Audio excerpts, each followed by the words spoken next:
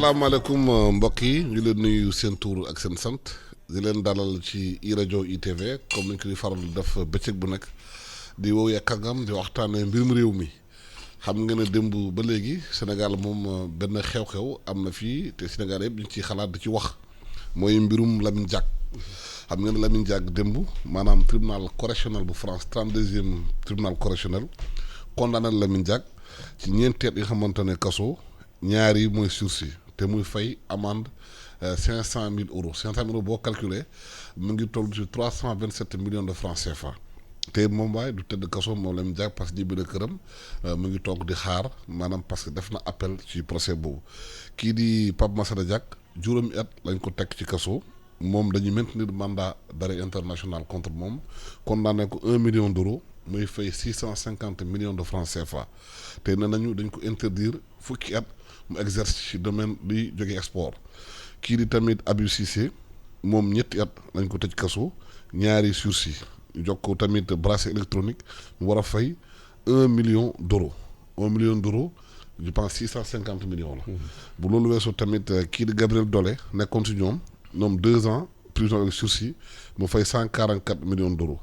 144 000 euros. loolu mooy li nga xamante ne di tribunal bi def fala ca France waaye avocat Lamine Diack gi ne nañ ñoom dañuy def li nga xamante ne mooy appel ci procès boobu ndaxte xëy na dina amaat encore beneen procès léegi nag loolu la ñuy waxtaane Ndongo yow conseiller sport président nga d'abord noo jàngatee affaire Lamine Diack bi ak verdict bi daan Alassane maa ngi lay sant bu baax di la gërëm si invitation bi di nuyu le doyen Mbodj connu dans le métier boo xam ne ci taxawaayam di wax ne comme ñëpp sénégalais yëpp bi ñu déggee verdict bi muy verdict bi jëm ci sunu compatriote suñu doyen Lamine Diack diis na metti na trop ci ñun ndax ñun sunu kilifa la sunu patriarche la ci réew mi am na lu bari loo xam ne tekki na ko ci réewum Sénégal mi de sorte que daan bu mel nii bu amee au-delà même de l'aspect financier ou de l'aspect juridique wala de l'aspect pénitentiaire il y a benn aspect bu gën a metti sax boobu te ku xam Lamine Diack xam ne loolu moo gën a diis ci moom mooy l'aspect de son honneur te honneur boobu nag xam naa ni moo tax mu interjeté appel d'abord parce que il doit laver son honneur loolu nag dañ ci wax ne lu jafe comprendre la mais nag yaakaar naa ne ci biir émission bi dinañ am ay jàngat yu bari yuñ ci war a def jàngat yoo xam ne dina xool ñu xam d'abord institution yooyu nu ñu taxawee atte yi nu mu demee buñ ko xamee ba noppi dina tax ñu mën a procès bi ñu mën koo teg fi mu féete parce que aujourd'hui am na ay questions yu bari nit ñaa ngi koy posé wu lu tax lii pourquoi moom pourquoi pas keneen mais loolu lépp dafa am benn problème bu mag boo xam ne tant que résoudre ko lu mel ni dana amaat te loolu il faut que ñu waxtaane ko. waaw nooy Pathé Mbodj lan moo si jàngat ci procès bi ak condamnation yi. condamnation yi li si gën a metti mooy ñi nga xam ne sikkim lañu gestoo leen yóbbaale ndax ñun waxtaan nañ ak Massata booy seet si yoon si lu dara dul rax loo xam ni par loo def si am Massata dañ ko tooñ ndax liggéey na ñu fay ko si kayit yi ñu wone yëpp kayit yi ñu gis yëpp kayit yi ñu xam yëpp ku liggéey la ñu fay ko ndax fay bi ëpp na ndax yées na ndax fi mu ko jëlee war na ko fa jëlee walla fi mu ko jëlee war ko fa jëlee loolu beneen mbir la mais bu dee yoon rek woo nga yow Alsaan benn journaliste ni ko mu liggéeyal la mu liggéey nga fay ko ñu jàpp ko ni ko xaalis boobu la Alsaan fay lewul xam nga ko du moom xëy na ki ko fay walla ki ko fayul loolu mooy Massata beneen bi defe naa Samba daf ko junj te eggu fa mooy béréb biñ leen àttee ñan lañ fay àtte ak kan lañ fay àtte ndax buñ ko seetee lu bare dafa am béréb yoo xamee ni dañ leen di sos ngir koo xamee ni néew nga doole bu dee foofu ñu ko àttee bu dee feneen foo xamee ni dañ koy def par exemple CPI bu fekkee dañ koy def TPI li ñu seetlu daal mooy bu ñu toogee bay àtte dañuy àtte koo xam ni ki koy àtte dafa am doole ñu koy tuddee justice des vainqueurs ñu boo ko jëlee depuis tribunal Nuremberg ñu fa àtte ñëpp ñi ñu gagné la boo jëlee TPI ñu fa àtte ñëpp mooy ñële waa Yougoslavie boo jëlee CPI xëy na Afrique gaa am na jamono boo xamee ni bi ñu waxee président Soudan bañoon nañ ko waaye bañ nañ ko taxul ñu xeex ko lu demee nii nag boo ko xeexul foo xamee ni nit ku ñuul rek lañ fay daan bu ñu gisee lii tey ñu xam ko te li tax ñu koy gën a xam dafay fekk ni am na ku weex ku ñuy wax Platini ku jaaroon si yu demee nii kooku anam ma nga France di doxam Lamine Diack nekkul mbokk gisul xarit gisul doom ber nañ ko si réewu jàmbur ber bi yàgg na léegi ne nañ ko tëj nañ ko si loo xamee ni mënul taxaw ndax boo ñu gëstoo bu baax si biir mbir mii mu nekkoon xamee ni bu dul état amul kenn ku mën a prouver ni lii ñu ko sosal am na. waaye sànq ne nga booy liggéey ñu lay fay. bu la fayee te yow xamu xaalis fan la jógee. est-ce que bu lay fay tamit. waroo xam fu lay fay. fan la jógee ndegam leer na ba leerul lay fay koppar. Alsaan. dama lay laaj rek. Alsaan. yàlla def na da nga jiite ay nit ñuy say nawle yaakaar naa nawle boobu boo ko joxee du ni Alsaan mi fi mu ko jëlee lewul yow si sa bopp boo nawee say nawle liggéey loo leen seen coono nga wasutu sa ax boo leen di jox xëy na yow yaakaar naa bokk man de man Alsaan yow boo ma fayoon man yaakaar naa ne li nga ma fay leew na kon nag ku liggéey Massata ay kayitam dafa leer dafa am contrat dafa lii boo ma defalee lii ma fay la lii def nañu lii fay nañ ko lii si yoon foofu la ñu mën a sukkandikoo keneen ku ñëw ni Massata lii mu jël daf ko jëlee si njuuj njaaj te amul firnde waruñu mën a taxaw foofu daan ko. dañ ñëwaat ci loolu maanaam document bi justice France génne 115 pages la. ci 115 pages expliqué na ñoom ñëpp li waral yi fi ñëw bu fii wax nañ ci Lamine Diack ci boppam benn moment dafa reconnaître que pour sauver situation financière 2IAF dafa am lu mu def ak Russie bi pour société bi moom taxaw dañ ko reproché ci maanaam ci kayit yi ñu bind. xam nga moi du ma dugg ci détail yu très précis ci détail yu procès bi pour plusieurs raisons mais nag dinaa souligner un grand problème. Un grand problème bi mooy souligner mooy atte yi ñuy atte ci mbirum gouvernance sportive mondiale dafa amul texte. du ko organiser. amul texte bu ko organiser. amul cour bu koy contrôler. mais TAS am na. non TAS droit c'est le tribunal arbitral c'est ci affaire sport. ci affaire kii ci la nekk. bokkul xam nga Alassane may ma tuuti ma dellu si ci histoire. xam nga il y a de cela moins de 20 ans muy FIFA muy FIBA muy CIO muy I2AF yooyu yëpp ay structure la woon yoo xam ne dañu daan dund ci cotisation réew yi mu nekkoon une manne financière très maîtrisable enjeu financier bi di un enjeu très limité aujourd'hui ces structures que j'ai citées et d'autres dañoo am ay enjeux financiers yoo xam ne toll na enjeux financiers yi réew. parce que sponsor commencé na ci dugg. sponsor ay commencé milliards dugg ci. et puis dañuy wuti xaalis c'est-à-dire que léegi ces structures dañu dem nommer ay agents marketing ñu leen di créer ay finance dañ ay sources lépp nag kenn organisé wu ko ay textes organisé wu ko xam nga tâche bi ngay wax sànq. dañu dem ba sentir benn vide juridique bu amoon ci kii bi. et c'est notre doyen le doyen Kéba Mbaye du Sénégal. qui a moo bind defar texte tâche te loolu vide économique moo am ci structure yi donc aujourd'hui dafa urgent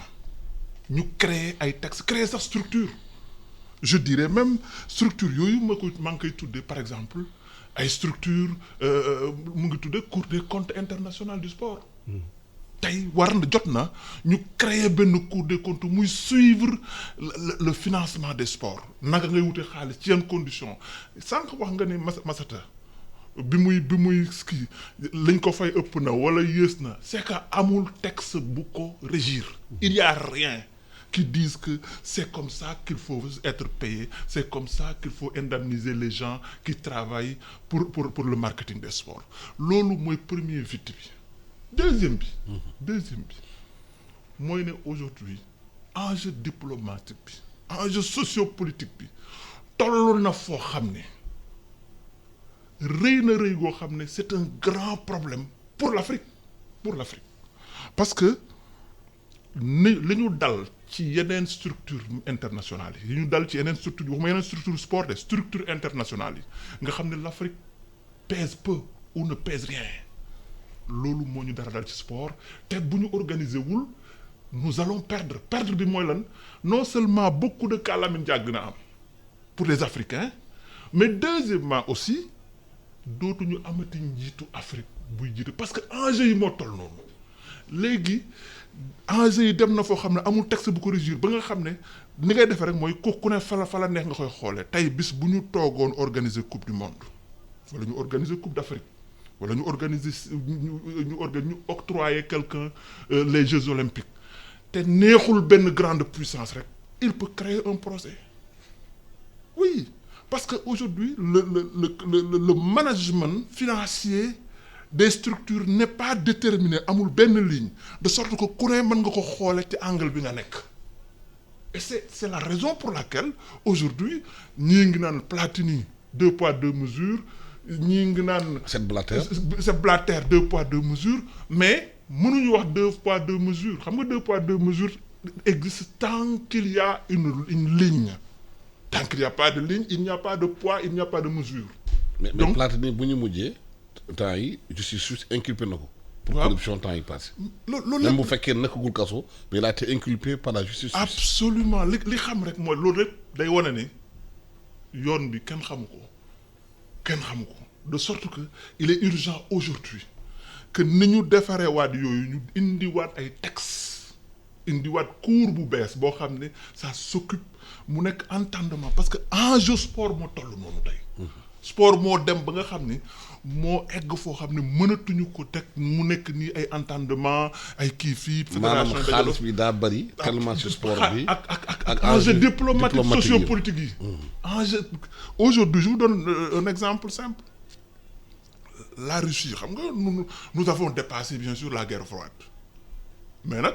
nous sommes toujours dans cet enjeu d'équilibrage de la diplomatie mondiale léegi le moyen diplomatique le plus rapide et le plus convaincant le plus populaire c'est l'existence sportive loolu sur le plan personnel dañ koy gis sur le plan collectif aussi des pays dañ ko ciy gis réew yi dañu dem ba nga xam ne boo bëggee exprimer wu tu le fais sur le plan sport la Russie plus que tous les autres pays a dépensé 50 milliards d'euros dans les 10 dernières années en sport la Chine en a fait 60 loolu nag diis goo xam ne ci pays européens yi nga xam ne wala pays occidentaux yi nga xam ne mënuñu ko il trouve une autre voie de guerre boobu c'est une guerre sur les guerre de positionnement la guerre u leadership la guerre boobu nag mooy répercussion bi am tey loolu nag ñun Afrique dañ ci am raawal la mais te nag bëgg naa bu ñu ñëwaatee nga may ma foofu lu Afrique lu mu war a def pour ñu faj. waaw mais grand parti Mbodj yow da nga yaakaar ne Lamine Dia dafa victime la guerre diggante Russie ak anglais yi autour de l'enjeu de 2AIF. non la guerre bi am te ñu junjoon ko te mottalewuñ ko parce que ñun tamit yenn saa yi dañuy xam noppi duñu wax ndax duñu bañ a yàq guerre bi am diggante Russie la ak France Russie ak France ñoo amee ndax Russie lu nekk dugg na si dégg nañ ko bi ñuy wotee États-Unis ci affaire ndaw si fi nekkoon ministre des affaires étrangères Hillary Clinton dégg nañ ko si mbirum France présidentielle bi weesu Samba dafa wax lu am solo te mu yàgg mooy tàggat yaram dafa nekk ndaw bu ñuy yénni mu nekk ambassadeur la diplomatie du sport bi réew yi nga xam ne nootoon nañ leen moomee seen bopp ba léegi te ku nekk di wut koo àndal tàggat yaram sport la ñu jiital comme diplomatie la première diplomatie a été la diplomatie du sport. Les Jeux de l'amitié de 63 c'est-à-dire jeux yi ñu organiser rek fekk na ñu jéem a xëcc boole mais li ñu koy defee moo baaxul ndax Russie Chine bu bëggee yëkkati seen drapeau jaral na leen lu nekk boo gisee li am tey dafa nekk si diggante ñi nga xam ne dañuy yaakaar ni yoon war na tëdd muy Occident ak ñi nga xam ne ni yoon mun nañ ko jalgati muy la Chine et la Russie bu si boolee léegi ku mel ni Poutine yaakaar ne àddina bi yëpp moo ko war a jiite fu ñuy fal président moo war a tànn président bi ba si Amérique loolu bu fenkoo amee si diggante sport dafay xaw a metti léegi nag ñuy wut si ku ñuy jaar ndax lépp lu ñu mënti wax si bu fekkee lu ñuy jalgati dafa am réew yoo xam ne jalgati mooy seen yoon ndax yoon amuñu sàmm nee na droit moo amul parce que droit am na xëy na ñoom ni ñuy xamee droit ni ñuy toppee droit ak ni ñu koy tëralee moo bokkul gis-gis xam nga mooy comme li ñu dal rek ñun ñi bu ñu ñëwee du ñu wax démocratie ni ñu démocratie lii la war a nekk lii la war a nekk lii la war a nekk te ñun suñuy maam munoon nañu toog si ëtt ba ci penc ma si taatu garab ga ci booru jàkk ji si boo demee Fuuta jàkk ji si lañ daan defee yëpp si lañ daan réglé réew mi si lañ daan réglé dëkk bi si lañ daan réglé ku dund si lañ daan réglé ku dee ñun la loolu du démocratie démocratie mooy nga ñëw def lii def lii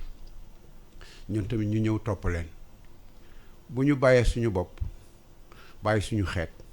bàyyi lu ñu xam bàyyi lu ñu nekk bëgg a topp keneen bu boobaa bu keneen kooku ëlbati ko ni ma ko toppee niñ ko toppee baaxul dañu yedd suñu bopp li ñu dal tey mooy dañu dugg ci mbir yoo xam ne ni du yoon du leer du taxaw du yàgg ñu bëgg ko taxawal ni loolu mooy yoon mooy yàgg ndax diplomatie sport boobu ngay wax tax na ba nga xam ne tey jii am na ay réew yoo xam ne ni bu ñu waree organiser ay jeux liñ siy def dafa jéggi dayoo. ñëpp xam nañ ko ñëpp gëmm boo toogee nag ba léegi nga xam ne ni léegi jox nañu ma sàmb ni ko yaay dafa jeu coupe du monde te fekk nga bëggoon coupe du monde nga ni sàmb mi ni mu doxalee baaxul paate mi ko jox tamit ni mu ko def baaxul kon nañu wut ay foofu sulli fa coow ñu dem Lamine Diack loolu moo ko dal. mais bokk nga ci xalaat ñi xalaat ne tey kii instance sportive internationale yi. dañ ci bëgg a génne africains yi def ci ñeneen parce que enjeu financier yi dafa mag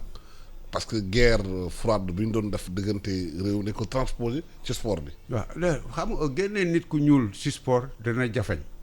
ma ci instance dirigeante yi. même ci instance dirigeante parce que foo gis sport bu dul nit ku ñuul du dox bu dee athlétisme bu dee football foo dugg rek ci tàggat yaram. mais jiite bi. non jiite li leen may ñuy gañe moo leen may ñu jiite koo bokkee di gañe lawal bi nekkoon Tunisie xaw ma Algérie biñ koy fal palmarès moo taxoon ñu fal ko kon bu fekkee ni yaa ngi ci bokk moom lii mën a nekk sa alsan dañuy boole ñu bokk ba faw ak fu mu mënti nekk ci kaw ba ci suuf walla boole wuñ ñu des ak ñoom seen bopp léegi dafa naa boobu beneen problème la. mais am wax nga sànq ci mbirum Afrique taxawaayam ci instance internationale yi. dëgg la que li dal ñoom Lamine Diack loolu dafay wone xeex bi xamante ne léegi sport bi am na enjeu financier tel que socio culturel et socio politique sax léegi ñenn ñi dañuy bëgg a jël. place boobu toog di diriger sport mondial. absolument léegi gis nga pour rebondir exactement ci doyen Pathé lu mu wax mooy ne aujourd'hui diriger moom bien que la majeure partie des grands athlètes soient des noirs. diriger benn institution internationale bu mag la ab noir jiite muy la FIBA te FIBA dañu am convention boo xam ne dañuy def tour de rôle et par zone c'est-à-dire que 5 ans yi ayante lay doon 5 ans yi Afrique 5 ans yi zone Asie 5 ans yi zone Amérique ainsi de suite donc là foofu sax mën nañu am chance loolu. mais loolu bu amee. est-ce que du africain seen bopp seen division. ak seen manque de cohérence moo indi loolu. parce que boo demee FIFA foofu laa jëm bu ñu waree fal kenn ak war a diriger FIFA dañuy gis africain yi ñu séddale seen voix yi. ñoom du ñu manqué seen biir. foofu laa jëm Alassane. nous sommes dans une situation tellement sérieuse enjeux yi tellement grand tellement important que suñu booloowul on va périr un par un l'un après l'autre amul benn réew ci ñun bu mën a dëkku bu mën a dékku nu mu tudd ci instance internationale sportive nous avons l'obligation de nous unir xam nga aujourd'hui la particularité de l'Afrique dans le domaine du sport mooy lan l'Afrique est le seul continent boo xam ne ci sport c'est dirigé financièrement par des politiques c'est-à-dire que fii boo xoolee li ëpp ci réew yi muy presque les fédérations existent juridiquement existent administrativement mais sur le plan financier ce sont les États qui financent le sport africain mais quand vient le moment de prendre des décisions les fédérations se liguent ne nag nañ génne homme politique yi alors que le sport n'a que maintenant d'enjeux politiques de sorte que aujourd'hui l'urgence mooy lan xam nga mooy lan mooy nañu booloo def Union africaine il nous faut impérativement une assemblée des ministères des sports comme ça ñuy xàccandoo di dóorandoo suñu ko deful su wote amee on va nous diviser. convergence la la njëriñ. ñaar yooyu non convergence xam nga c'est une instance sous-régionale. française bu tënk boo xam ne yorul intérêt Afrique yorul intérêt sous-région benn dafa yor intérêt la langue française donc c'est une conférence de pays francophones. Donc intérêt bi c'est pas géolocalisé mais Afrique ci boppam ñoo war a am une conférence, je répète le mot conférence des ministères des sports, c'est-à-dire que pour prendre des enjeux politiques du sport nga xam ne bu voté amatee comme FIFA ñoom ñu mën daje une assemblée générale joxe seen une position boo xam ne qui serait portée par les fédérations. Suñu ko deful non seulement nous cesserons d'exister dans les grandes instances parce que instances yooyu mooy instance de décision yi que c'est très important. Aujourd'hui li am solo mooy il nous faut impérativement que ñu organiser wu, sinon si on ne s'organise pas on cesse de vivre et d'exister. Te nag enjeux diplomatiques yi am enjeux sociopolitiques yi waratuñu may léegi nag ñu tax na nangu rek taxaw ci ginnaaw ko te ni nga ko waxee mooy ne l'Afrique est le berceau du sport. C'est-à-dire qu'aujourd'hui les sports peuvent être créés ailleurs mais nous avons montré que l'Afrique et sa diaspora,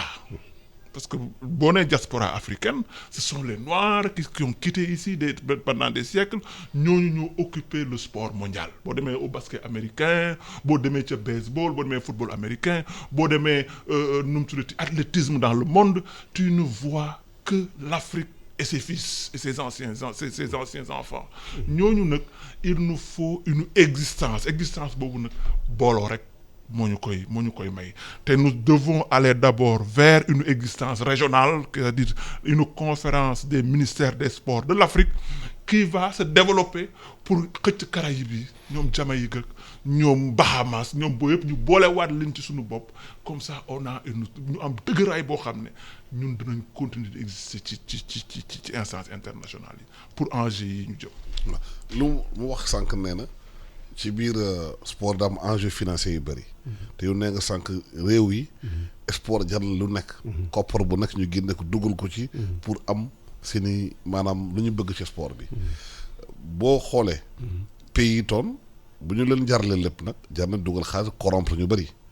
ci Afrique corruption bi nu mu bëree ci continent bi ak yenn réewu Afrique yenn dirigeant Afrique yi gis nga ñu bëri ñu ci jàppoon fi ci affaire corruption ñu mbirum FIFA beeg yooyu est-ce que seen vulnérabilité financière moo tax dirigeant Afrique yi duñu mu réunir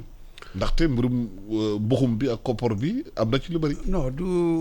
vulnérabilité parce que loolu moom même Nations Unies bu ñuy wote ay loi wala bu ñuy jël ay décision dafa am ay couloir fépp foo xam ne dañ fay dogal am na nu ñuy fexee ba li ñu bëgg a dogal mun a jàll ñu seet fu ñu mën a sukkandikoo ba jàllee la ko. mais noo amee unité africaine ci loolu fekkee couloir africain yi dañoo nooy. non unité africaine xam nga Samba. Ndongo. politicien la. déedéet man sportif laa de. xaaral xam nga luy indi politicien. man technicien la je suis un technicien dans le monde politique. waaw d'accord. voilà. xam nga luy indi politique mooy. séentu saa yoo séentoo yaa ngi tëral politique yaa ngi séentu Afrique booloo yaa ngi séentu ñu dànde ko ni ko Senghor di waxe tepp fii tepp fii tepp fii ñu dajale leen muy déeg walla muy ruisseau. bi ñu amee suñu indépendance ba tey loolu la ñuy mébét mooy li ñu séentu mooy li ñu taxawal sur le plan politique léegi ñu seet comme ni ko Alassane Samba Diop waxee bu fekkee ni guerre bi am na ndax xaalis bi bare na xam nga coupe du monde bi ñuy def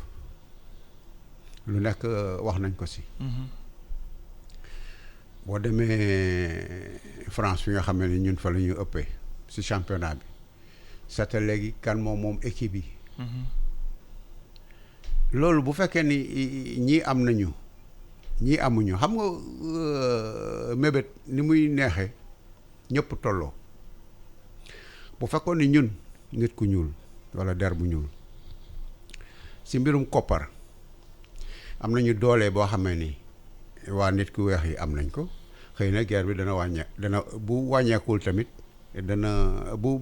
dañul tamit dana wàññeeku waaye bu fekkee ni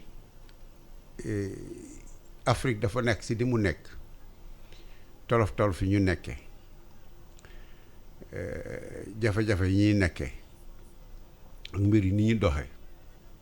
nga ñëw taseeg buuru màkk mu ne la suba dama bugg ñu organiser fii coupe du monde daa koo déglu am noo koy déglu ak noo koy xoolee mu xam li nga bëgg mu xam li nga taxawee ba li mu bëgg moom mu am te xam na nu muy amee bu ñu bëggee ñu booloo muy dëgg dañuy njëkk booloo ba suñuy mbiru koppar suñu mbiru diine suñuy alal lu ñu am lu ñu ñàkk ñu yemale ko ñu bokk ko ñu teewoo ko bu fekkoon ni ñun ñëpp yem nañu bu fekkoon ni ñun ñëpp suñu kàttan tolloon ak yeneen kàttan yi suñu baat dana gën a dëgër bu fekkee ni dëgërul nag li ñuy def mooy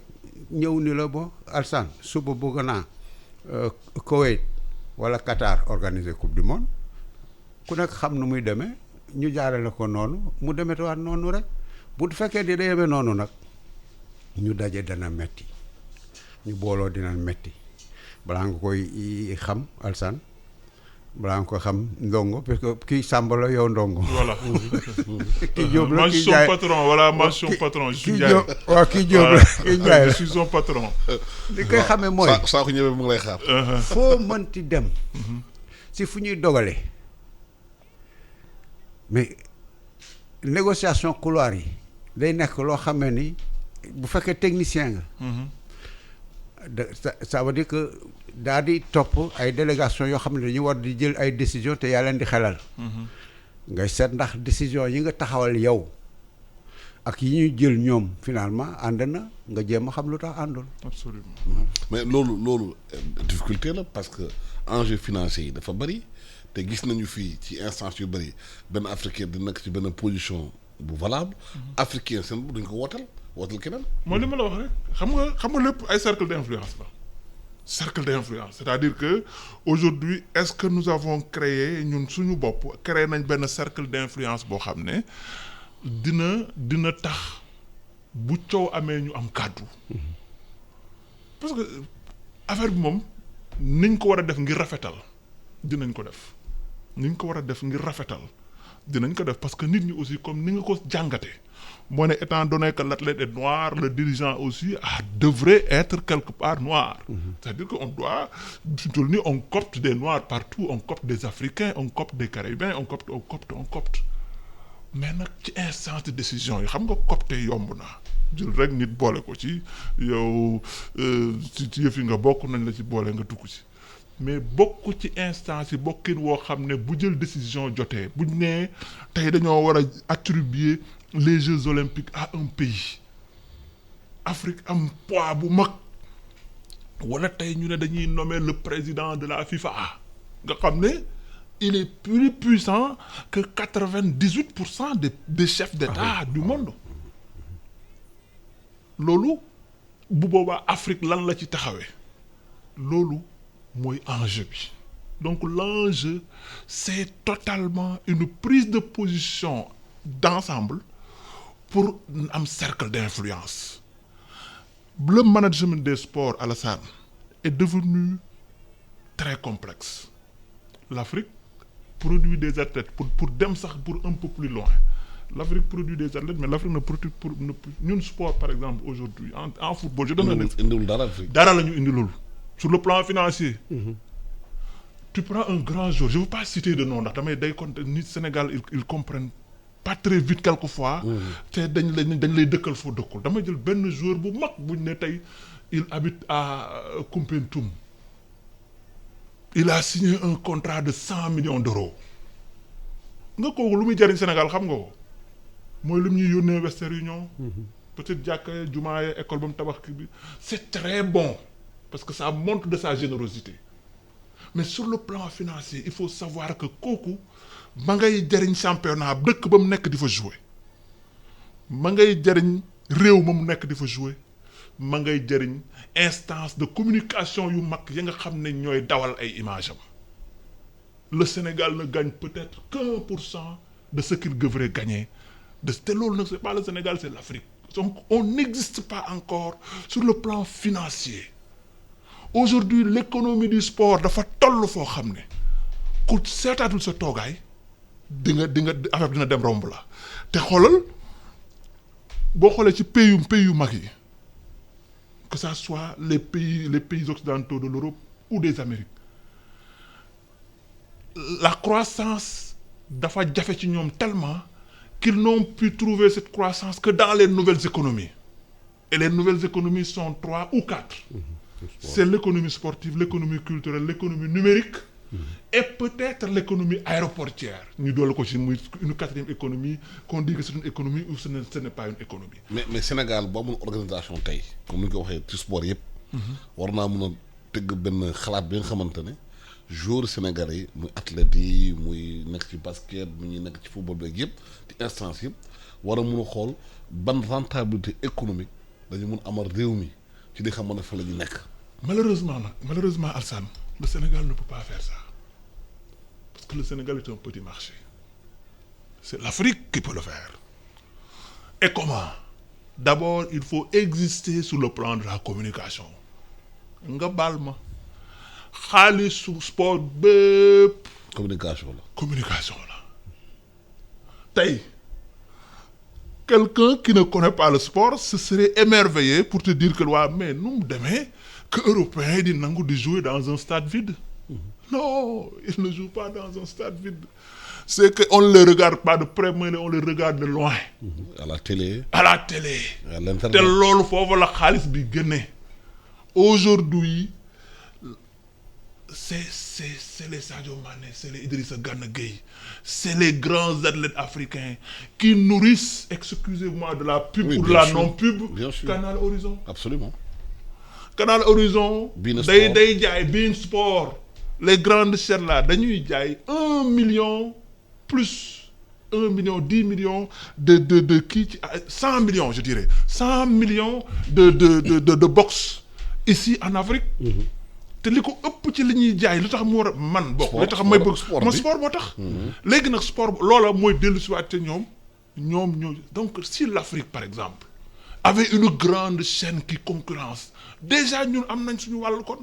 mais aujourd'hui on ne profite pas de mais loolu ndongo da nga poser un point de fond mooy état africain yi ñu organiser wu parce que télévision yooyu bu ñu am xaalis fii lu tax état africain lu imposer benn redevance bi nga xamante ne dina tax tamit mu créer chaîne yooyu. Plus que ça moi je dis les états africains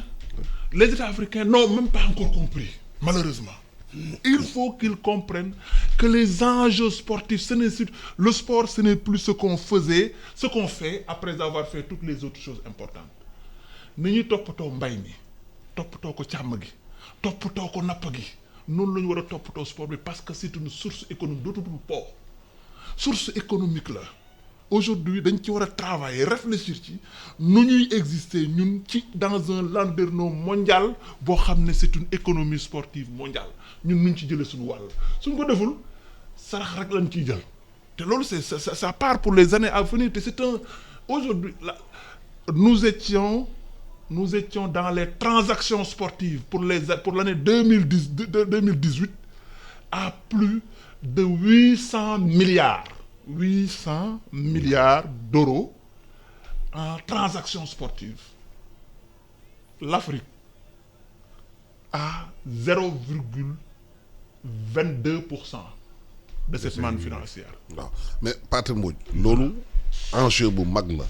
te gis nañu télévision yi comme ni nga ko waxee sportive nag bitim réew ñëw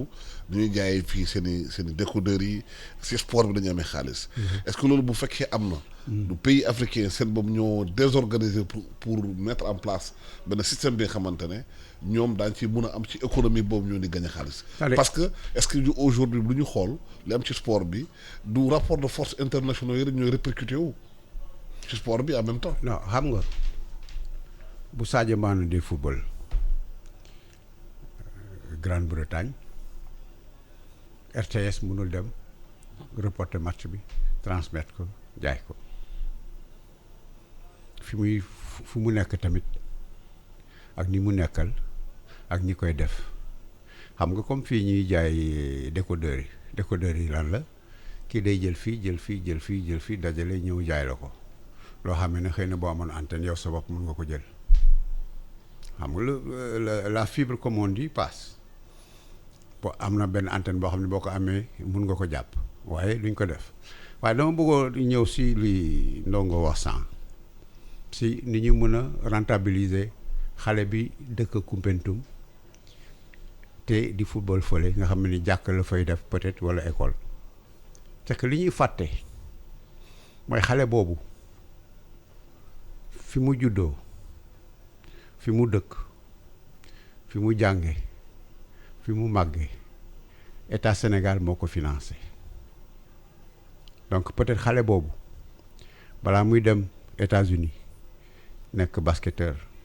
balaa muy dem Europe nekk kii peut-être état bi dépensé na si moom 15 millions yoo xam ne du ko rattraper jamais peut-être yow technicien nga mun nañu jéem a seet naka la ñu mën a def bu dee club bi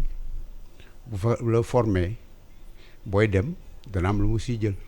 ak lu mu mënti toll. mais ñun ñi nga xamee ni dispensaire bi mu juddoo hôpital bi mu fajoo kër gi mu dëkk daara bi mu jàngee école bi mu jàngee lycée bu mu jàngee ak fu jànga mën a yem mais def nañu si moom au moins 5 ou 10 millions waxal état mu récupérer xaalis boobu. mais enjeu financier yi mu wax yi dafa am importance parce que aujourd'hui sport télévision la te télévision bi publicité la publicité bi de télévision rek internet bi am na jeu yi ñu war a def am na mooy loterie bi ñu def ci sport bi mise yi ak yooyu c'est des centaines et des centaines de milliards de francs CFA milliards yooyu Afrique daf ci bokkul amul organisation du point de vue même des médias pour mun a capter manne financière boobu réinvestir ci infrastructure africaine réinvestir ci ay jeunes ci defar ay télé defar ay yooyu ban organisation dañu mën a xalaat ci suñuy àdduna suñu réew yi parce que Union africaine mun na noonu sax da normalement am benn section bi xamante ne day xalaat loolu Ndongo nañu couper fil bi c'est-à-dire ben qu'on arrête Being Sport qu'on arrête Canal yow yaa njëkk a kaas bien sûr mais nag yow yaa njëkk a kaas dagguma la bu ñu defee noonu bu ñu defee noonu non image yi ngeen di jaay image yi ngeen di wone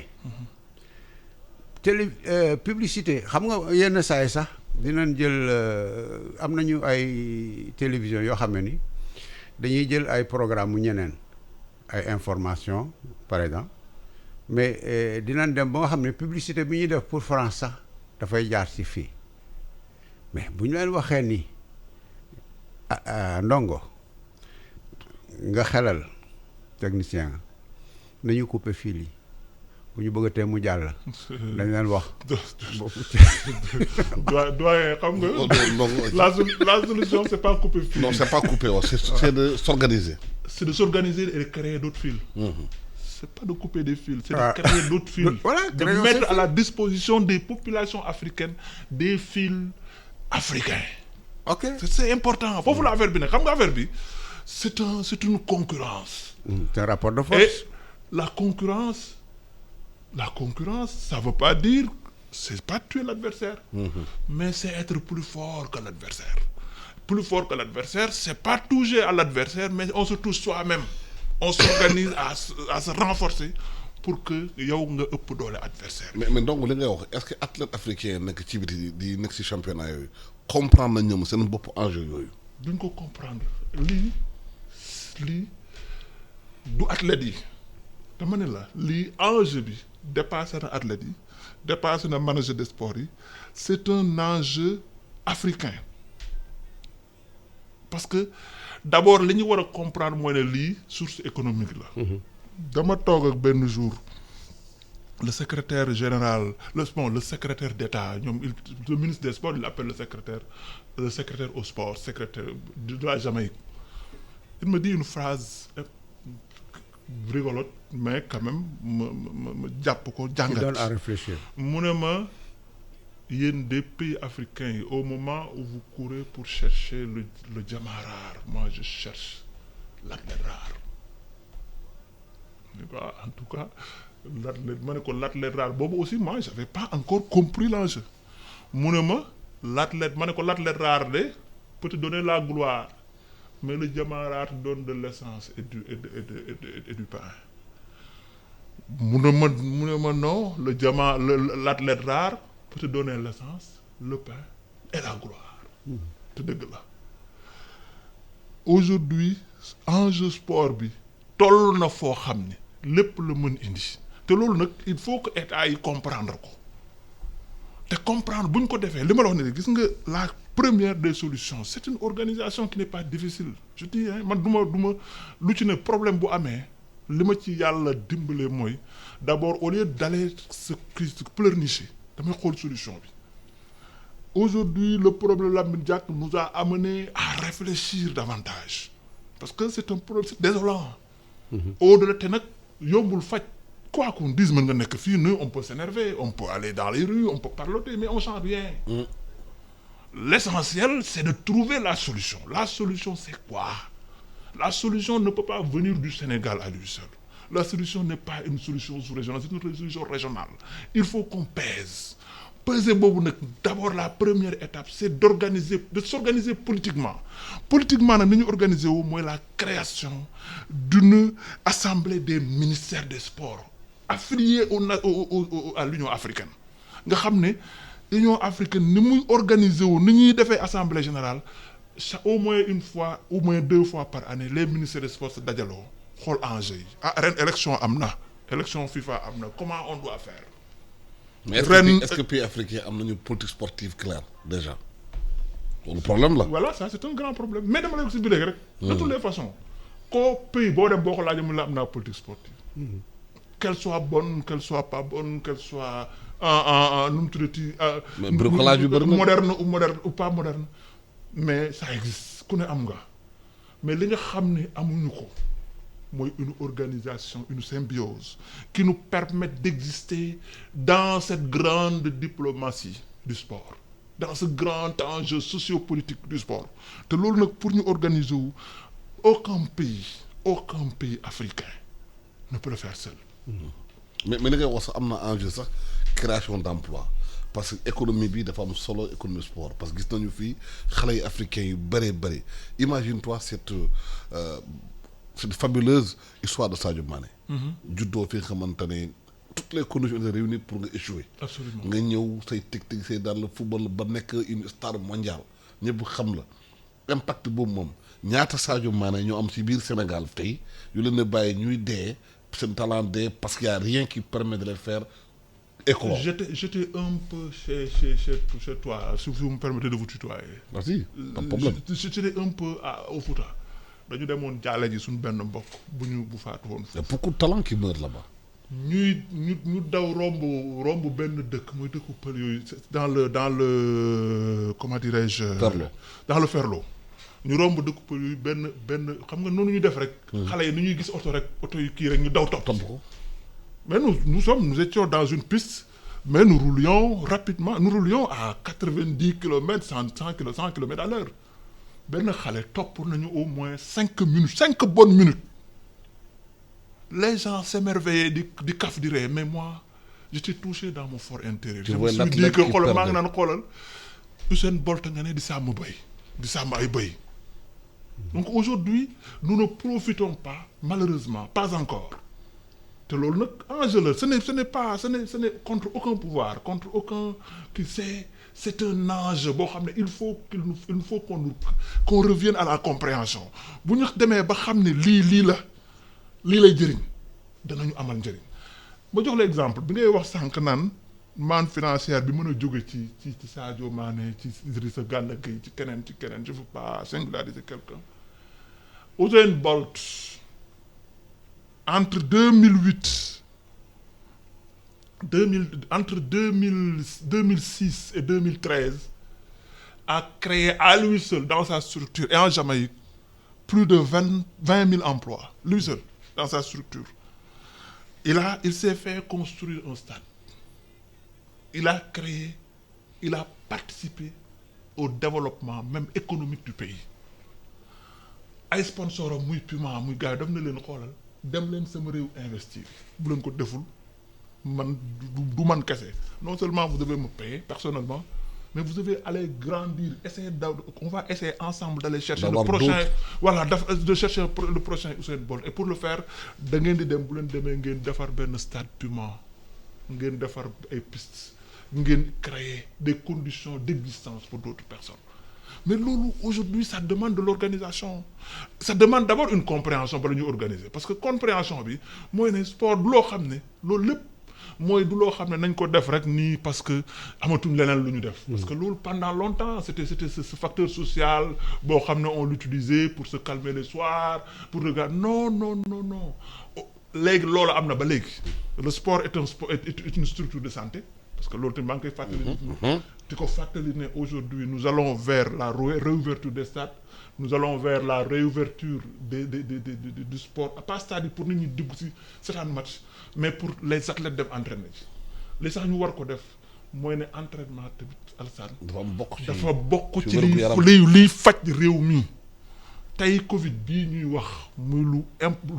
ku fa dem lu ñu lay njëkk a wax les plus grands dangers mooy nit ku am Covid ba pare boole kook diabète wala mu boole kook hypertension te yooyu c'est des maladies sédentaires nag li ko mën a faj boo demee docteur bu lu mu lay njëkk a wax. mooy sport mooy demal tàggat sa yaram. Donc il faut encourager les gens dans cette période de Covid à aller vers le sport tout en respectant. les mais justement Pathé mooy est-ce que de enjeu financier yi mu nekk ci sport bu bëri xaalis bi bëri noonu. moo indi dossier Lamine Diack bi nii. waaw dégg nga xaalis am na ñu ko bëgg mënuñu ko am na ñu ko am xamuñu naka lañ ko amee am na ñu ko am di ko joxe ak Grande-Bretagne daf naan. il faut ñu xam naka la ñu doxalee ZEP bi ñu condamné en Suisse xam nga Suisse ñoom dañu strict dañuy xam boo génnee 1 milliard boobu fu mu jógee ci nga tey jii fii ci biir réew mi am nañu ay waaso yoo xam ne ñi dëkk ak ñun ñu ngi fi commencé investir musuñu ko fi def ndax lan Europe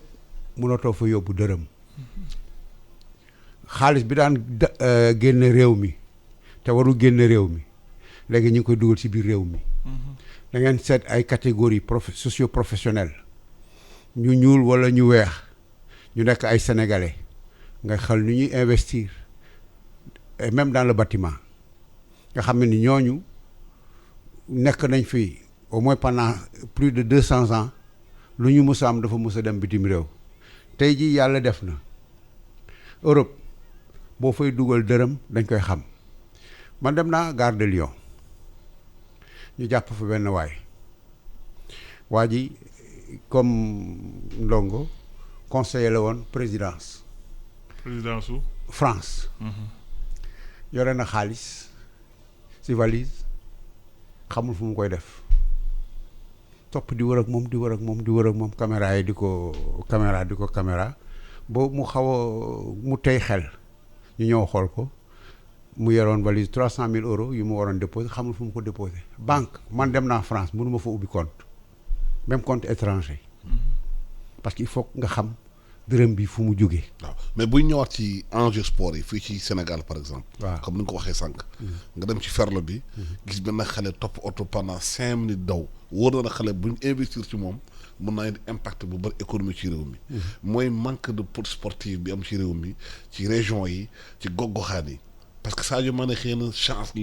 la am mu fël waaye ñaata Sadio Mané ñaata ABP Biki la xel ñu mën a am ci réew mi ñaata Usain Bolt ñu mën a am ci réew mi bu fekkoon ne politique bi lawal nañ ko ba départementaliser ko ba xale yëpp mën a wane seen talent. ñaata berger Kenya